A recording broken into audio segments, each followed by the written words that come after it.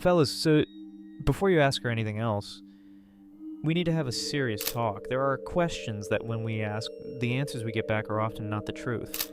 This is not a speculation. It is a harsh reality in relationships that so many of us have experienced. It is a blind spot that we often overlook or deliberately choose not to see.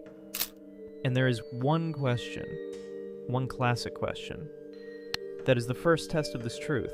That is, how many people has she slept with? You have surely asked, and you have surely received a number. Maybe it was 3, maybe 5 or 8. A number that sounds reasonable. A number that does not make you think too much. A number that seems crafted to soothe your mind. The truth we have to face is that number is often a carefully constructed illusion.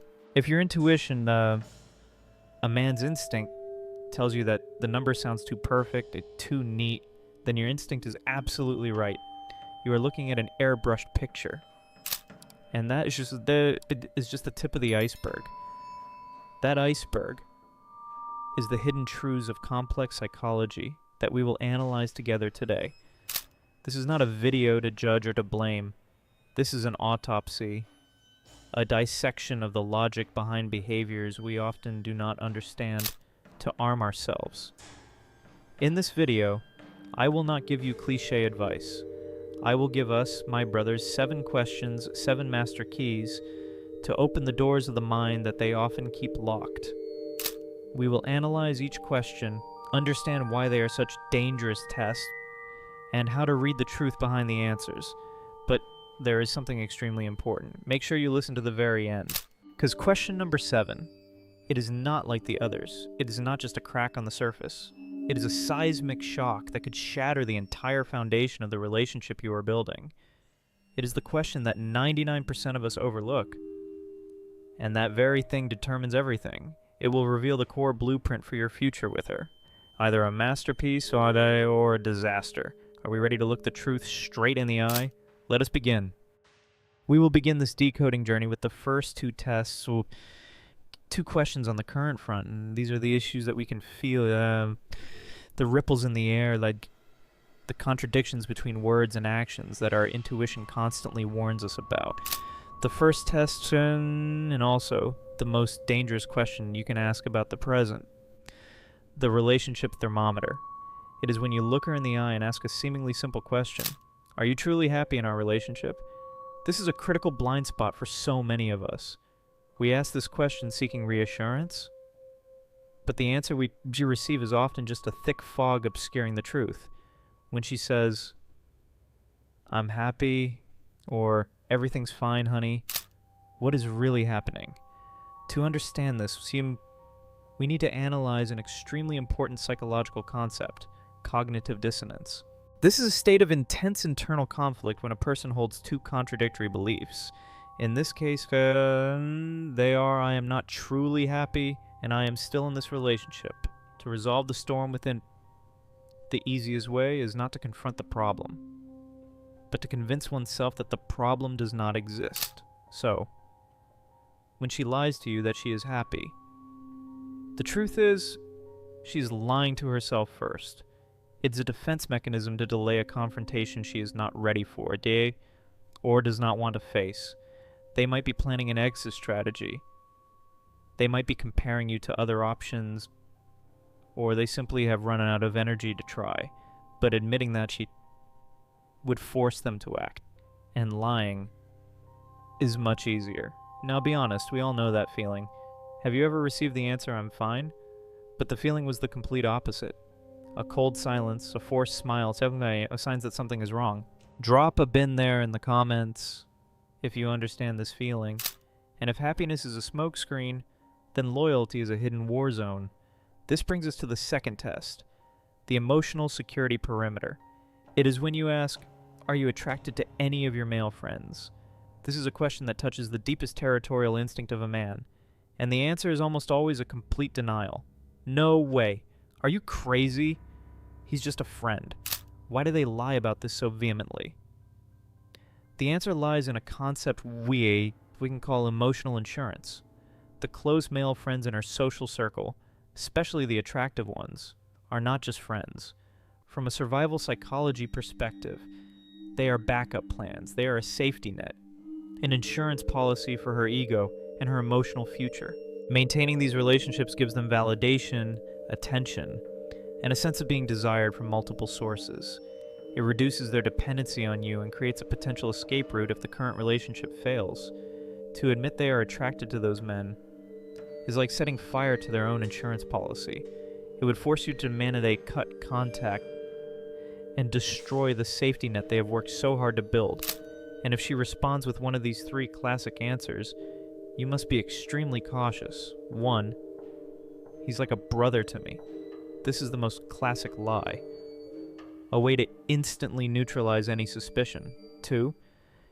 You're being ridiculously jealous. This is a tactic to flip the script, turning your legitimate concern into a character flaw. And 3. We're just friends.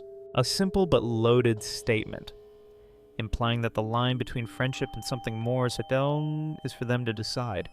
The sharp truth we need to understand is her defensiveness to this question is the very answer you were looking for. It shows that protecting those insurance policies is more important to them than soothing your legitimate insecurity. The last two questions were about what can be seen, the issues existing on the surface that we can feel through actions and words. But now, we are going deeper. The next two questions will enter the inner world, the dark regions of the mind that you can almost never see with the naked eye. These are the truths about loyalty and memory, the things that invisibly shape their emotions. This brings us to the third test, and test of the gray area of intimacy. It is when you ask an extremely sensitive question.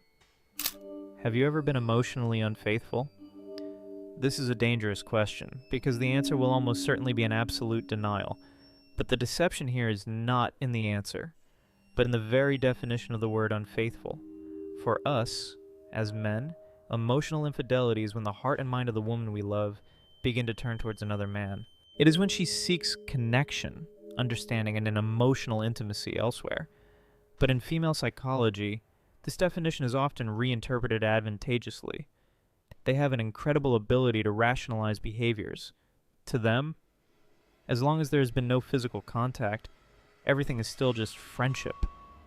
And what has made this gray area more dangerous than ever before?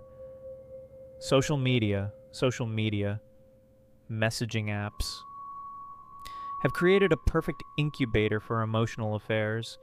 It allows intimacy to grow incrementally behind a screen, discreetly, and is extremely easy to rationalize. Think about it. A good night text, a heart reaction on a story, conversations until 2 in the morning about issues she never shares with you. They seem harmless, but they are little drops of acid, slowly eating away at the foundation of your relationship. Every such conversation is an emotional investment in another man. Every time she turns to someone else to be heard is a time she withdraws connection from her relationship with you. The danger lies in the fact that it happens so slowly that even she convinces herself that nothing wrong is happening. The sharp truth we need to understand is emotional infidelity is not an event, it is a process. And if you feel the need to ask this question, it is very likely that the process began a long time ago. And if emotional infidelity is an external threat, then the fourth test will expose an even more frightening threat. A threat from within. Skeletons in the closet. The question is, do you still think about your ex? This is perhaps the most sophisticatedly concealed lie, because admitting it would shatter the illusion that you are the one and only and the most important person in her world. The truth is, they never truly forget the men who left a deep impression.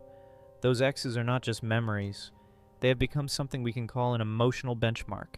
It is an implicit standard, an invisible yardstick against which you, whether you like it or not, are constantly being compared. When you two argued, she might fleetingly think, would my ex have handled this better? When intimate moments are no longer fiery, she might remember old experiences. When life becomes mundane, she might reminisce about the excitement of a past relationship. They rationalize these thoughts by telling themselves thinking is not cheating, that they are just passing memories. But we all know these implicit comparisons whether intentional or not, are poisoning the present. Imagine you are competing in a match, but you have no idea there is an invisible judge, her ex, sitting in the stands, scoring your every action, every word, and every gesture. You cannot win a competition you do not even know you are in. And that is the harsh truth about the ghosts of the past. They do not just exist, they are silently shaping your present. The last 4 tests have taken us from what can be felt on the surface to the dark regions of their inner world. Now, we will touch the deepest layer, the core. These next 2 tests are not just about feelings or thoughts, they are about the core blueprint. Questions that touch upon what has shaped her as a person and her past. These are truths that have been deeply etched, and also the most heavily guarded lies. This brings us to the 5th test, an extremely sophisticated test about the future, the sky's limit. The question sounds positive and inspiring. What is your biggest career dream? And what are you willing to sacrifice for it? We often ask this question to show interest, support, but we do not realize that this is a test where we are put in a passive position, and her answer is not to tell you about her ambition, but to tell you how she evaluates you. Understand this. This is not a test of ambition. This is a test of trust. A woman with great ambition, one who truly wants to be a CEO, wants to build an empire or move abroad for work, will face an internal question. Is the man beside me strong enough to walk that path with me, or will my ambition become a threat to his ego? Her reaction to this question will reveal everything. If she hesitates, gives a generic answer, or downplays the scale of her dreams, it is not because she lacks ambition. It is because she does not fully trust that you can handle the most powerful, unlimited version of herself. She is presenting a safer version, a censored version, to keep the relationship in a state of equilibrium. She is afraid that if she reveals her entire sky, it will overshadow your sky. Conversely, if she shares her wildest dreams with passion and without hesitation, it is a sign of absolute respect and trust. She sees you as a teammate, not a potential competitor. The sharp truth here is, her answer to the question about her own future is precisely the answer about your place in that future. And if the future is a test of trust, then the past is a test of raw truth. We return to the 6th test, the question that opened this video, the Great Reconstruction. You ask, I want the truth. How many people have you slept with? Fellas, we have to face an uncomfortable truth. The answer to this question is almost never the truth, but what we need to analyze more deeply is why. This is not simply about saying a smaller number to please us, it is much more complex than that. This is a great reconstruction. She is not just reducing a number. She's literally rewriting her entire past history to fit the new audience, which is you. The psychology behind this action is a combination of protecting her self-image and protecting your ego. They believe, and perhaps that belief is not without merit, that the raw truth of their sexual past will become a ghost that haunts the relationship. It will change how you see them, how you touch them, and how you feel about your own specialness. So, they do not give you the truth. They give you a story, an edited and trimmed version of history. The one-night stands are forgotten. The experimental vacations are erased, all to create a script in which you are the most important chapter. And here's the harsh truth that men's communities have concluded and passed down a formula. Take the number she tells you, multiply it by 3, and then subtract 2. It is not scientific, of course, but the very existence of such an unspoken rule shows just how common this lie is. It is so common that we have had to create our own algorithm to try to find the truth. That tells you everything you need to know about the honesty of the answer you receive. We have gone through 6 tests, 6 keys to unlock the truths about the present, about the inner world, and about their core blueprint. And now, it is time for the final key, test number 7. The secret I promised you fellas at the beginning of the video. This is not just a question. Today, it is a diagnostic tool. It is the most important question, because it does not just reveal the past or the present, it paints a clear picture of your future. That question is, what is your relationship with your family really like? Why is this seemingly harmless question the ultimate key? Because family is the first environment where a person learns about love, about trust, about commitment, and how to resolve conflict. Her relationship with her parents is the first draft of her future relationship with you. When you ask this question, listen carefully. Not just to what she says, but to what she does not say. If she paints everything rosy, creating a picture of a flawless family, when you know full well that no family is perfect, that is a warning sign. This avoidance is not just about maintaining an image, it shows she has a tendency to evade rather than confront like complex problems. Conversely, if she can admit the flaws, the conflicts, the cracks in her own family with maturity, that is an incredibly good sign. It shows she has self-awareness, and more importantly, she trusts you enough to show you the imperfect parts of her origin story. The sharp truth we must grasp is, the way she talks about the people who created her will reveal exactly how she will build a family with you. The avoidance, the whitewashing here is not just a lie. It is a plan, a blueprint of unresolved issues that will quietly walk straight into your relationship. And with that, you now have all 7 keys. But the most important thing I want us, my brothers, to understand is the purpose of these keys is not to catch someone in a lie or to win arguments. Their purpose is for you to stop being a detective, always probing and suspecting, and to start becoming an architect of your own relationship. An architect understands the foundation of his structure. He knows where the cracks are that need reinforcing, and knows when the foundation is too weak to build a solid building upon. True power does not lie in knowing what they lie about, but in building a self so solid that you no longer fear the truth.